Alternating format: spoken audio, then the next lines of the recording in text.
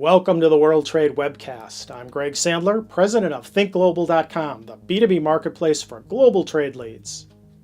After a week of talking about the economics of the World Cup, we're going to take a closer look this week at 4 of the top countries on ATA Kearney's 2014 Foreign Direct Investment Confidence Index: China, Canada, the UK, and Brazil. We already talked about the US last week, which is ranked first. The index represents an in-depth view of forward-looking investment sentiment. In this year's ranking, the US not only maintains its first-place position from last year, but also increases the lead it had in the 2013 index. Since its inception in 1998, the study has consistently pointed toward top global choices for foreign direct investment, with the top 10 most attractive FDI destinations receiving a majority share of global FDI inflows roughly 1 year after the survey. The FDI Confidence Index is constructed using primary data from a proprietary survey administered to senior executives of the world's leading corporations. Respondents include C-level executives and regional and business heads. The 300 participating companies represent 26 countries and span all industry sectors. All companies report global revenue of more than $500 million. Companies surveyed are evenly distributed across the globe, with roughly a third headquartered in Europe, a third in Asia Pacific, and a third in the Americas. The survey was conducted in January and February of this year. And on Tuesday, we'll focus on China. After holding down the number 1 spot from 2005 through 2012, China dropped to number 2 in 2013 and maintained that position in this year's index. But there was a more positive outlook, with 39% of those surveyed indicating a more favorable investment outlook in 2014.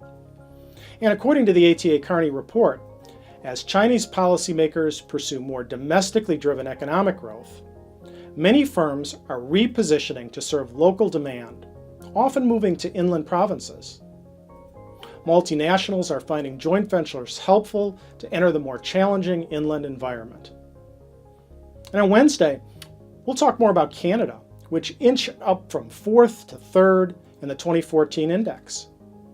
That's after being ranked 20th in 2012. 40% of those surveyed had a more favorable investment outlook for Canada in 2014. A top 5 investment destination for the second year in a row, Canada climbed to an all-time high of 3rd place in 2014, according to the FDI report. Its high-tech expertise and skilled labor force attract an array of R&D investments, even as it becomes more reticent to cede control over its natural resources. And on Thursday, we'll focus on the UK, which jumped from number 8 to number 4. And 40% of those surveyed were more positive about this year's investment climate. According to the FDI report, Eurozone investors are still interested in staking out a position in the United Kingdom, despite the announcement of an in-out EU referendum by 2017. And London continues to be one of the world's premier business hubs. And finally, on Friday, we'll talk more about Brazil, which is currently basking in the glow of the World Cup tournament. While 39% of respondents were more positive about Brazil, it slipped from the number 3 to the number 5 spot on the index.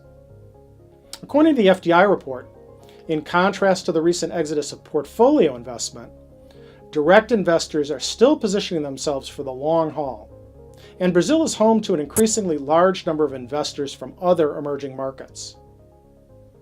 For more details about the FDI index, visit ATA Kearney's website. And please join us tomorrow for a closer look at foreign direct investment in China. And for our latest schedule of upcoming Think Global webcasts, subscribe to us with any of the links below. And bookmark this page.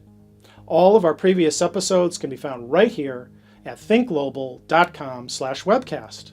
And thanks for watching.